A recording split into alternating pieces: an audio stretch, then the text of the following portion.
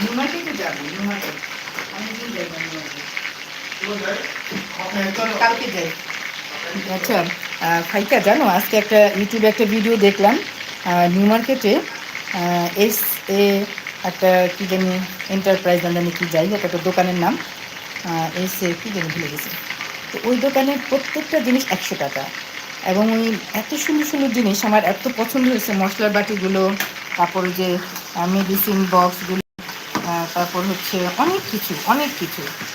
মানে আমার এখনও ভিডিও দেখেই নিউ মার্কেট যাওয়ার জন্য, আমি কিন্তু ওই জায়গাটাতে যাই না, এত দূর আমার এখান থেকে, আমি আমার নিজের কাপড় চোপড় কোনো কিছু কিনতে কখনোই সেখানে যাই না। কিন্তু এই 100 টাকার শপিং দেখে মনে হতেছে সেখান থেকে 20টা জিনিস 2000 টাকার যদি আনি, অনেক সুন্দর সুন্দর জিনিস দিয়ে ঘর ভর্তি করে ফেলতে পারবো। পুরোনোগুলো মানে যেগুলো নষ্ট হয়ে গেছে সেগুলো ফেলে দিয়ে নতুন মশলার বাটিগুলো বেশি পছন্দ হয়েছে। কি কিউট কিউট ডিফারেন্ট ডিফারেন্ট